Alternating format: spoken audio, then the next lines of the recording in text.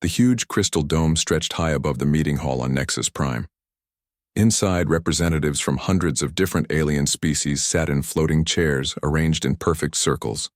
The air hummed with the sound of translation devices, working to turn alien words into something everyone could understand. Ambassador Lisa Martinez walked slowly to the center platform. Her black diplomatic uniform looked plain and simple compared to the bright colors and strange shapes of the alien delegates around her. Behind her, Commander Jake Sullivan carried a small briefcase containing humanity's latest proposal. His face stayed calm, but his jaw was tight with worry. Lisa had done this same walk dozens of times before. Each time she hoped things would be different. Each time she was wrong. The Zephyrian High Chancellor Vaxthul sat on the highest platform. His blue skin gleamed under the crystal lights, and his forearms moved in patterns that showed his boredom. Around him, other Zephyrian nobles whispered and laughed, their sharp teeth flashing white. "The human delegation wishes to speak," announced the council's computer voice. The sound echoed through the massive chamber. Lisa stepped forward and activated her speaking device. "Honored council members, humanity comes before you today with a proposal that will benefit all our species." A wave of chittering, buzzing, and clicking sounds filled the air as various aliens made their version of laughter. Lisa waited for the noise to die down, just like she always did. "We offer to expand the trade routes through human space," she continued. "Our ships can protect merchant vessels from pirates. Our stations can provide fuel and supplies. Our colonies can offer rare minerals and agricultural products." High Chancellor Vaxthul raised one of his four hands. The chamber fell silent immediately. When he spoke, his voice was smooth but cold. "The pet species wishes to play with the adults again." More laughter erupted from the Zephyrian section. Other species joined in. The Crystalline Collective's representatives made high-pitched ringing sounds. The Swarm Dominion's voice speaker produced a low humming that meant amusement. Lisa felt her hands shake slightly, but she kept her voice steady. "Humanity has maintained peace in our sector for over 50 years. Our defense forces have protected 17 different species from raiders and natural disasters. We have shared our medical knowledge freely and asked for nothing in return." "Nothing in return?" Vaxthul stood up, his tall frame casting a shadow over the human platform. "You asked for a seat on this council. You asked for voting rights. You asked to be treated as equals." He paused and looked around the chamber. "Tell me, humans, what have you conquered? What empires have you built? What lesser species bow before your might?" "We have built colonies, not empires," Lisa replied. "We have made friends, not slaves. We have chosen cooperation over conquest." The High Chancellor's laugh was sharp and cruel. "Cooperation. Yes, we know about human cooperation. You cooperate when you are too weak to do otherwise. You make friends because you need protection. You choose peace because you cannot win wars." Jake Sullivan's hand moved slightly toward his sidearm, but Lisa caught his eye and shook her head, just a little. "Not here. Not now." The council recognizes Speaker Thexani of the Crystalline Collective, the computer voice announced. A pillar of living crystal rose from the floor. When it spoke, its voice sounded like wind chimes in a storm. "The humans speak of sharing medical knowledge. Yet when our scientists examined their so-called advances, we found them to be primitive at best. Their understanding of molecular biology is centuries behind our own. Why should we listen to children pretending to be doctors?" More agreement. Sounds filled the chamber. Species that rarely agreed on anything seemed united in their opinion of humanity. Lisa opened the briefcase Jake handed her and pulled out a data pad. "If the council would review our latest research on cellular regeneration." "We have reviewed it," interrupted Vaxthul. "Your scientists took our basic principles and made small, insignificant changes. Then you presented these minor modifications as great discoveries. This is typical human behavior. You take the work of your betters and claim credit for it." The accusation stung because they contained just enough truth to be believable. Human scientists did build on alien research. They did adapt foreign technologies to human needs.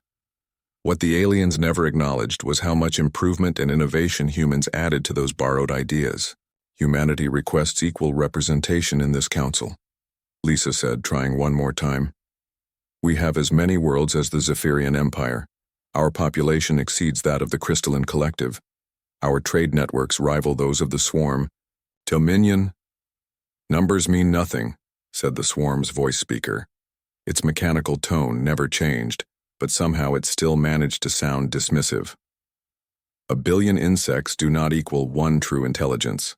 Your individual minds are chaotic and inefficient. You cannot think as one. You cannot plan as one. You are fragments pretending to be whole. The vote came quickly, as it always did. Lisa watched the holographic display show the results in real time. 847 votes against humanity's request. 1 vote in favor from the humans themselves. The Harmony Singers, as usual, abstained from voting. The motion fails, announced the computer voice. Lisa gathered her papers, slowly. She had expected this result, but it still hurt. Jake Sullivan stood beside her, his face red with anger he could not show. Perhaps, said High Chancellor Vaxthul as the humans prepared to leave, humanity should focus on learning their place in the galaxy. There is no shame in being junior partners to greater civilizations. Accept your limitations, and you might find peace. The walk back to their shuttle felt longer than usual. Jake Sullivan waited until they were alone in the small ship before he spoke. How long are we going to keep doing this? He asked. How long are we going to let them treat us like children? Lisa stared out the viewport at the stars beyond Nexus, Prime. As long as it takes, she said quietly. As long as there is still hope for peace. But even as she said the words, she could feel something changing inside her. The humiliation was becoming harder to bear. The insults were cutting deeper, and somewhere in the back of her mind a small voice was asking a dangerous question. What if peace was not worth this price? Back on the human defense ship Defiance, Captain Ryan Cole received the transmission from the council meeting. He watched the entire session in his private quarters, his hands clenched into fists. Around him, his crew tried to hide their own anger, but it showed in their faces anyway. Lieutenant Amy Price, his tactical officer, stood by the weapons console. Sir, if you gave the word. I know, Ryan said softly. But those are not our orders. When will they be? Asked Sergeant Pete Davis from his communication station. Ryan Cole looked at his crew, at their young faces full of frustration and pride. I don't know, he admitted. But someday this galaxy is going to learn what happens when you push humans too far. None of them knew how soon that day would come. 6 months after the failed council vote, Admiral Helen Carter stood in the command center of the Human Defense Fleet headquarters on Luna Base. The massive screens around her showed reports coming in from across the galaxy. None of them were good news. Another 3 ships reported missing in the Outer Rim, reported Lieutenant Commander Bobby Chen, her intelligence officer. That makes 12 human freighters in the past month. Helen's jaw tightened. She knew what was happening to those ships. Everyone did.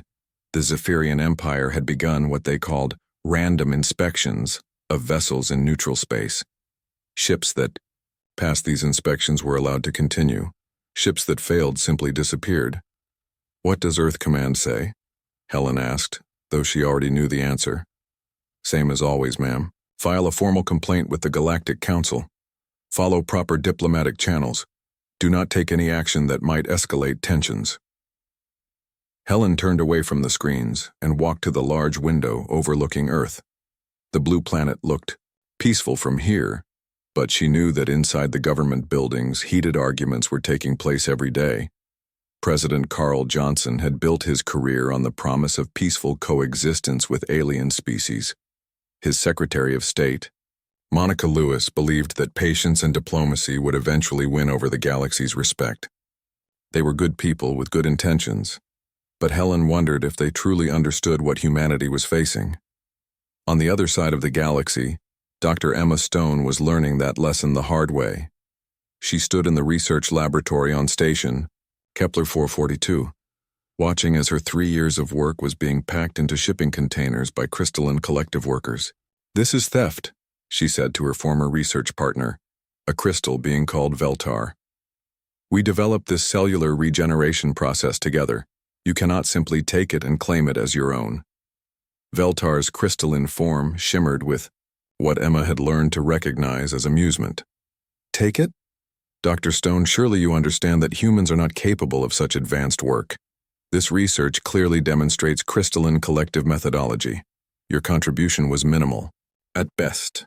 I spent 18 months developing the protein synthesis protocols, Emma protested. The breakthrough came from combining human genetic therapy with your crystal matrix technology. Humans lack the intellectual capacity for true innovation, Veltar replied. You may have followed our instructions adequately, but the real work was done by superior minds.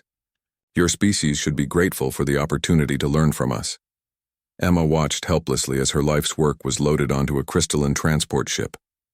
When she tried to contact her government for help, she was told that the matter would be referred to the appropriate diplomatic channels. She was advised to be patient, while the situation was resolved through proper legal procedures.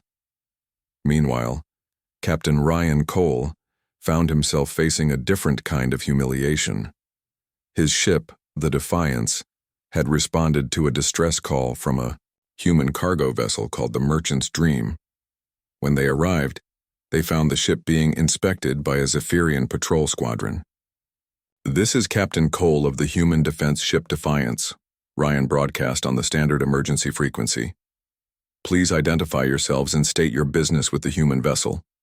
The response came from Sub-Commander Krixval of the Zephyrian patrol ship Fang of Victory. Human vessel, you are interfering with a lawful inspection of a suspicious craft. Withdraw immediately or face the consequences. Ryan watched on his screen as Zephyrian soldiers forced their way aboard the Merchant's Dream. He could see the human crew being pushed around and threatened. The ship's cargo hold was being emptied, its contents loaded onto Zephyrian vessels. Sir, said Lieutenant Amy Price from her tactical station, I'm reading weapons lock from 3 Zephyrian ships. They're targeting us. Captain Cole, came Krixval's voice again. You have 10 seconds to withdraw or we will consider your presence an act of aggression.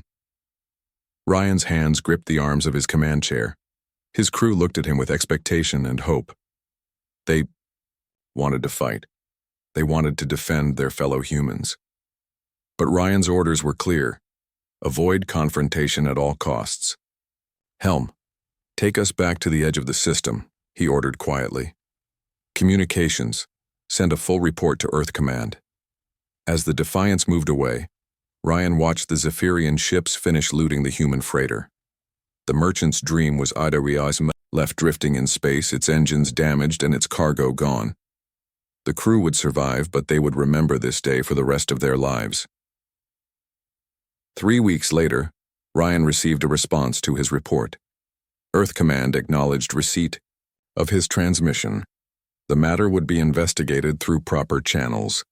No action would be taken that might escalate diplomatic tensions. On Earth, the situation was becoming harder to control.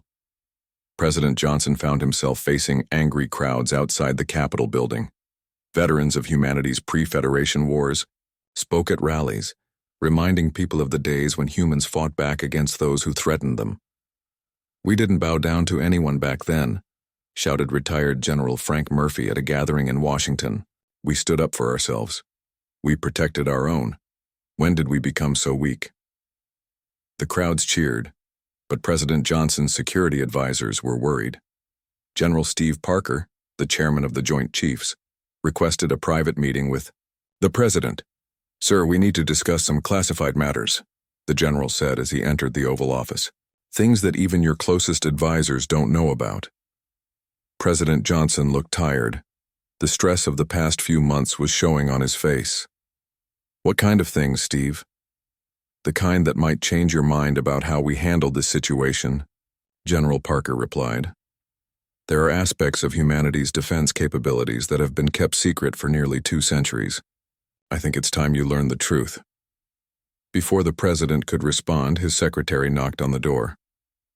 Sir, there's an urgent message from the Outer Rim colonies. It's marked as Priority 1. The message was from Governor Kate Reynolds of New Virginia.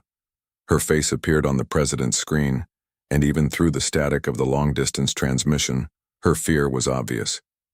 "Mr. President, we have a problem. A big one.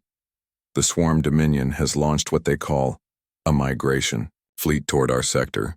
They're claiming the right to absorb our colonies into their collective consciousness. They say it's for our own good, that individual humans would be elevated by joining their hive mind." President Johnson felt his blood run cold. "How many ships?" "Initial reports suggest over 3,000 vessels, sir. They're moving slowly, but they'll reach our outer colonies in about 6 weeks. We're requesting immediate military assistance." The president looked at General Parker, who nodded grimly. "Sir, I recommend we activate certain contingency plans that have been in place since the early days of the Federation." "What contingency plans?" President Johnson asked. "The ones that assume diplomacy might eventually fail," General Parker replied. "The ones that prepare for the day when humanity might need to defend itself against the entire galaxy." As the president stared at the message from New Virginia, he realized that day might be coming sooner than anyone had imagined. In the background, his advisors were already making phone calls, activating emergency protocols, and preparing for decisions that would change the course of human history. On Luna Base, Admiral Carter received new orders that made her smile for the first time in months. Deep in the asteroid belt, mining stations that had operated peacefully for decades began to transform into something very different. And in the outer reaches of human space, Captain Cole's ship received a priority transmission that would change everything. The galaxy was about to learn that humanity's patience was not infinite. The question was whether it was already too late for peaceful solutions. The emergency meeting began at dawn in the White House Situation Room. President Carl Johnson sat at the head of the table, his face showing the strain of sleepless nights. Around him, his top advisors argued in hushed but angry voices. "We cannot keep ignoring this," said Secretary of Defense Linda Barnes, her tablet showing the latest reports from the Outer Rim. "The Swarm Dominion launched their migration fleet 6 hours ago. 3,000 ships heading straight for New Virginia." General Steve Parker pulled up a holographic display of the advancing fleet. "Intelligence estimates they'll reach the colony in 48 hours. The colonists are requesting immediate evacuation support." Secretary of State Monica Lewis shook her head firmly. "If we send military ships to evacuate New Virginia, it will look like an act of aggression. The Galactic Council will use it as an excuse to impose sanctions on all human worlds. The Council is already ignoring our complaints about Zephyrian attacks on our shipping," General Parker replied. "At what point do we stop worrying about their opinions and start protecting our people?" President Johnson rubbed his temples. The weight of 2 centuries of human diplomacy rested on his shoulders. Every decision his administration made would affect humanity's relationship with the galaxy for generations to come. "What does the Council say about the swarm migration?" he asked. Monica checked her communication device. "They've classified it as a cultural integration event. The swarm claims they're offering individual humans the chance to join their collective consciousness. They say it's voluntary elevation to a higher form of existence." "Voluntary?" General Parker's voice rose with anger. "They're talking about forcibly absorbing 2 million human colonists into their hive mind. How is that voluntary?" "The Council believes the swarm's intentions are peaceful," Monica replied, though her own voice showed doubt. "They've asked both sides to resolve the matter through dialogue. Dialogue with a species that thinks individual minds are a disease to be cured," General Parker said. "Sir, we need to consider other options." President Johnson looked at his guy, Defense Secretary. "What other options?" General Parker exchanged glances with Admiral Helen Carter, who had been sitting quietly at the far end of the table. She nodded slightly, and he activated a new set of classified files. "Mr. President, there are aspects of humanity's defense capabilities that have been kept secret since we joined the Federation. Project Prometheus has been running for nearly 200 years. The holographic display changed to show technical specifications that made President Johnson's eyes widen. Hidden shipyards and asteroid belts, weapons platforms disguised as mining stations, a fleet of warships that officially didn't exist. "My God," the president whispered. "How many ships are we talking about?" Over 12,000 combat vessels, sir, Admiral Carter said quietly, all equipped with technology that's decades ahead of anything the other species possess. We've been preparing for this day since we first encountered hostile alien civilizations. Monica. Lewis looked shocked. You've been building a secret military for 2 centuries?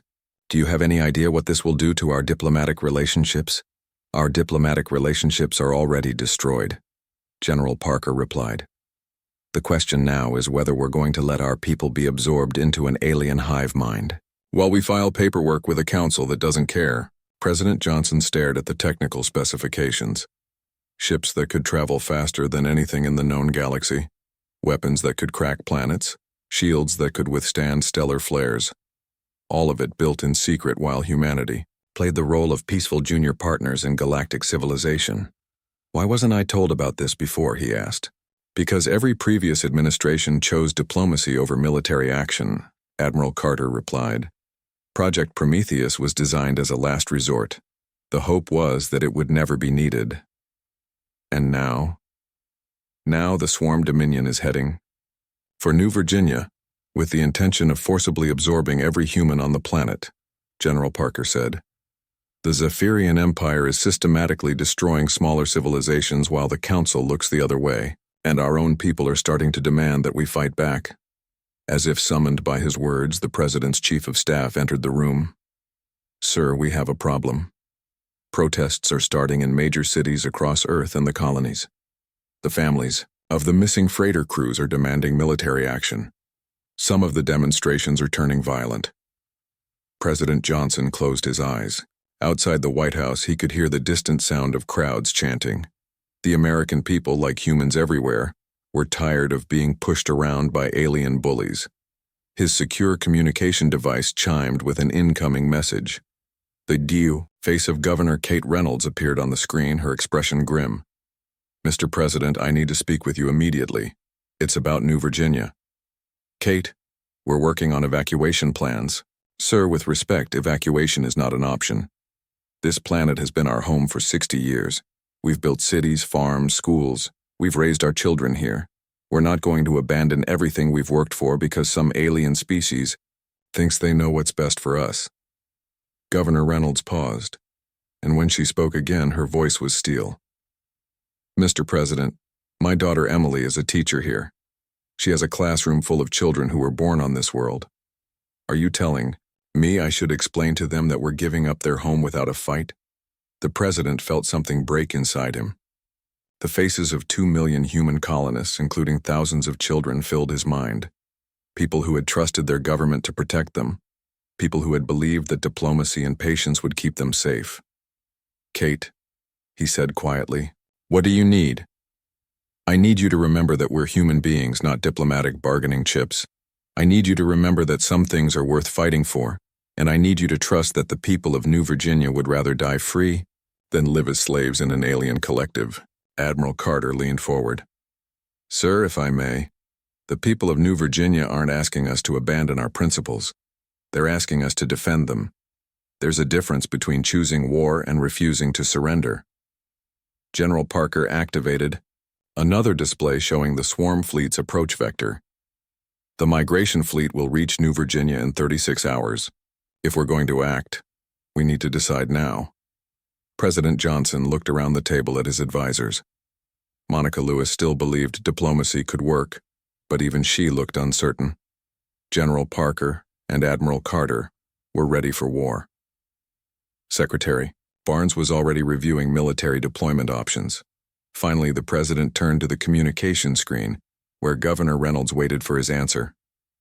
Kate, I want you to know that your request for military protection has been heard and approved. General Parker, activate Project Prometheus. Admiral Carter, deploy the fleet. The room fell silent except for the sound of Admiral Carter typing activation codes into her secure terminal. Across human space, signals went out to hidden facilities and disguised ships. The secret that humanity had kept for 2 centuries was about to be revealed. Monica, the President said to his Secretary of State, draft a message to the Galactic Council. Tell them that humanity is withdrawing from all treaty obligations and assumes full responsibility for the defense of human Space. Sir, this will be seen as a declaration of war against the entire galaxy, Monica warned. President Johnson stood up and walked to the window overlooking the White House lawn. Protesters filled the streets beyond the gates, their voices demanding action. In the distance, he could see the Washington Monument reaching toward the stars where his people needed protection. Then let me be clear about our position, he said. We tried patience, we tried diplomacy, we tried cooperation. The galaxy chose to interpret our peaceful nature as weakness. Today they learn the price of that mistake. He turned back to face his advisors. Draft a message to be broadcast on all frequencies. Address it to every species in the galaxy. Admiral Carter activated the recording systems as President Johnson composed his thoughts. When he spoke, his words would be remembered for centuries. To the species of the galaxy, for 200 years humanity has chosen the path of peace.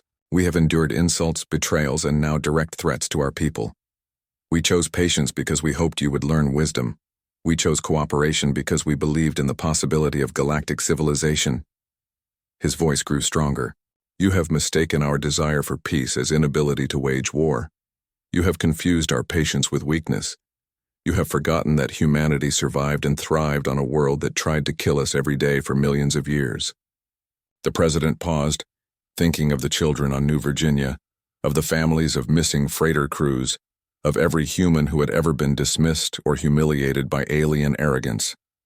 Today, the galaxy will learn what happens when humanity's patience finally breaks. The transformation began at exactly midnight, Earth Standard Time. Across human space, things that had looked like simple mining stations and asteroid processing plants suddenly changed. Hidden panels slid away to reveal massive weapons. Disguised construction ships unfolded into battlecruisers. What the galaxy had thought were peaceful human settlements became fortress worlds almost overnight. Admiral Helen Carter stood on the bridge of her new flagship, the UHS Retribution. The ship was 3 times larger than anything humanity had publicly admitted to building. Its weapons could crack moons, and its shields could withstand the fury of a star-going supernova. All stations report ready, Admiral, said her communications officer, Lieutenant Sam Roberts. Project Prometheus is fully active. Helen nodded and activated the fleet-wide communication system. This is Admiral Carter to all human forces.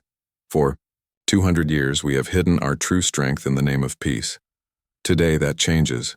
Today the galaxy learns what happens when you threaten human children. Captain Ryan Cole, now promoted to Admiral overnight, commanded a battle group of 50 ships that had been disguised as cargo haulers and patrol boats. Each vessel was now revealed to be a state-of-the-art warship equipped with technology that made alien fleets look like toys.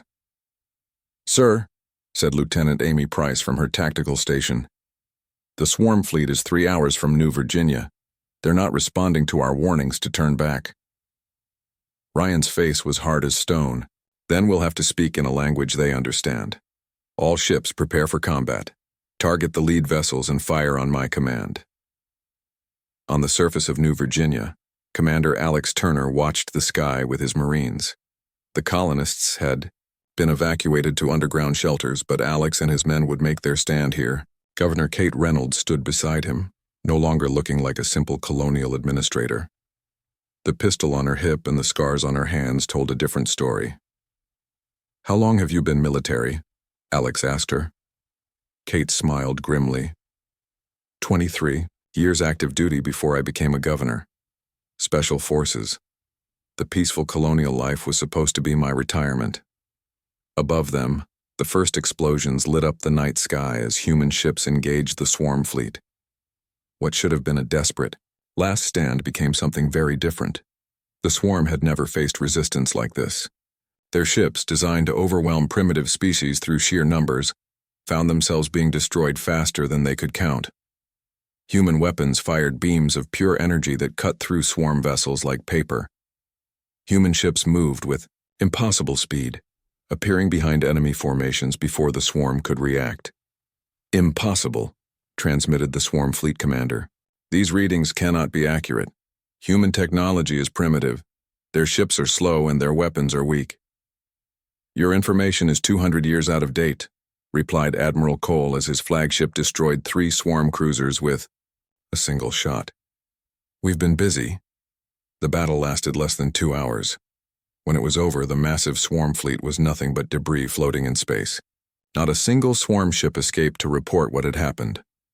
News of the battle spread quickly through the galaxy's communication networks. At first, most species didn't believe the reports. The humans had destroyed the entire swarm migration fleet. Impossible. There had to be some mistake. The Zephyrian High Chancellor, Vaxthul, was meeting with his military advisors when the news arrived. "This is obviously some kind of propaganda," he declared. "The humans are trying to make themselves look stronger than they are. Send the 3rd Battle Fleet to investigate." The 3rd Battle Fleet was the pride of the Zephyrian military. 12 massive dreadnoughts supported by over 100 smaller vessels. They arrived in human space expecting to find a few damaged human ships limping away from a lucky victory over the swarm.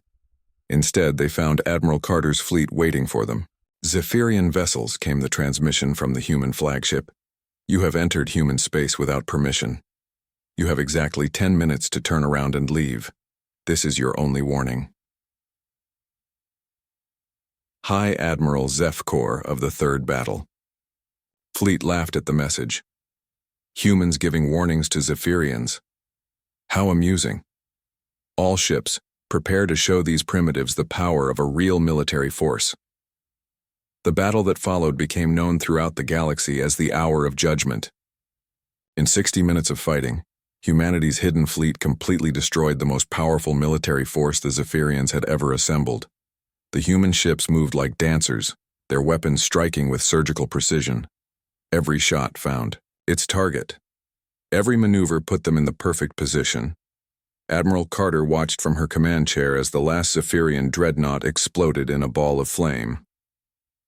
"Communications. Open a channel to the Zephyrian homeworld. High Chancellor." Vaxthul's face appeared on the screen, his blue skin pale with shock. Behind him, his advisors were running around in panic. "High Chancellor," Admiral Carter said calmly. "You now have 24 hours to withdraw from all occupied territories and surrender your remaining fleets. This is not a request. This is not a negotiation. This is a statement of fact. You cannot threaten the Zephyrian Empire," Vaxthul replied, but his voice shook with fear. "We have allies, we have treaties. The entire galaxy will unite against you." "The entire galaxy had 200 years to learn how to treat others with respect," Carter replied.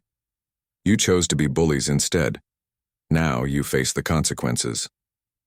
On her research station, Dr. Emma Stone watched through the viewports as human ships arrived to escort the facility back to human space. The crystalline collective workers who had stolen her research were now begging for safe passage home. Veltar, her former research partner, approached her with obvious nervousness. "Dr. Stone, surely we can reach some agreement. The collective values human contributions to science. We were simply testing your commitment to the research." Emma looked at the crystal being with cold eyes. "You had your chance to treat us as equals. You chose to treat us as children. Now you can explain to your people why their most advanced research station is being escorted away by the primitive humans." Across the galaxy, similar scenes were playing out. Species that had spent centuries looking down on humanity were suddenly discovering that the humans they had dismissed were more advanced than anyone had imagined. The Harmony Singers, the only species that had never insulted or threatened humanity, received a different kind of message. Ambassador Lisa Martinez appeared on their communication screens with a smile. "To our friends among the Harmony Singers," she said, "humanity remembers those who stood with us in dark times. Your ships will always find safe passage through human space. Your people will always be welcome in our systems. True friends are never forgotten." President Johnson addressed the human population from the White House. "My fellow humans, for 2 centuries we chose the path of peace. We hoped that patience and understanding would be enough. Today we learned that sometimes peace must be defended with strength. The galaxy will never again mistake our desire for peace as a sign of weakness." In the Galactic Council chambers on Nexus Prime, emergency sessions were being called. Species, that had never agreed on anything were suddenly united in their fear of humanity's revealed power. Ambassadors who had spent decades insulting human delegates were now desperately trying to arrange peace talks. But it was too late for diplomacy. The galaxy had pushed humanity too far, and now they would have to live with the consequences. The age of alien dominance was over. The age of human protection was about to begin. Admiral Cole stood on the bridge of his flagship as it patrolled the borders of human space. Around him, his crew worked with quiet efficiency. They had proven themselves in battle, and they knew their duty. "Sir," reported Lieutenant Price, "we're receiving surrender requests from 17 different species. They all want to negotiate." Ryan smiled grimly. "Tell them they can negotiate with Ambassador Martinez when she's ready to see them. Until then, they can think about how they got into this situation." The galaxy was learning a hard lesson about the difference between patience and weakness. Humanity had been patient for 200 years. Now finally, it was time to be strong. 10 years had passed since the day the galaxy learned to fear humanity. The great crystal dome of the Galactic Council still stood on Nexus Prime, but everything else had changed. Where once hundreds of species had gathered to mock and dismiss human requests, now only a few dozen representatives sat in the mostly empty chamber. Ambassador Lisa Martinez walked to the center platform one final time. Her hair was gray now, and her face showed the lines of a decade spent rebuilding the galaxy's power structure. Behind her, Commander Jake Sullivan carried not a briefcase full of hopeful proposals, but the terms of humanity's final judgment. The few remaining council members sat in nervous silence. High Chancellor Vaxthul was not among them. He had died 3 years earlier when his own people overthrew the Zephyrian government and begged humanity for protection from the chaos that followed. The new Zephyrian representative, a young female, named Kessela, kept her forehands folded and her eyes down. "Honored former council members," Lisa began, her voice carrying the authority of someone who no longer needed to ask for anything. "Humanity comes before you today not as supplicants but as your protectors. The age of the strong preying upon the weak is over." She activated her speaking device, and her words were broadcast across the galaxy. For 2 centuries, this council ruled through fear and oppression. The strong dominated the weak, the many enslaved the few. Species were judged not by their character but by their military power. Kessela raised one trembling hand. "Ambassador Martinez, the Zephyrian Republic, wishes to formally apologize for the actions of our former government. We accept full responsibility for our crimes against humanity and other species." Lisa nodded. "Your apology is noted and accepted. Your people have suffered enough under the rule of tyrants. Today, you join 47 other species under the protection of the human hegemony." The term still made some aliens uncomfortable. The human hegemony sounded like the kind of empire the Zephyrians had once ruled. But those who lived under human protection knew the difference. Humanity protected without enslaving. They guided without controlling. They offered strength without demanding submission. Speaker Thexani of the Crystalline Collective tried to maintain some dignity as her crystal form dimmed with shame. "The collective wishes to return the research materials we wrongfully claimed from human scientists. We also offer to share our advanced crystal matrix technology as compensation for our past actions." "Dr. Emma Stone will review your offer," Lisa replied. "She is now the Director of Interspecies Scientific Cooperation. I believe you remember her." Emma Stone sat in her new office on Luna Base, reviewing reports from research stations across human space. The work stolen from her years ago had been returned, along with technologies far beyond what the Crystalline Collective had publicly admitted to possessing. It turned out that many species had been hiding their true capabilities, just as humanity had. The difference was that humanity had hidden their strength to preserve peace, while the others had hidden their knowledge to maintain their advantages over weaker species. A soft chime announced a visitor.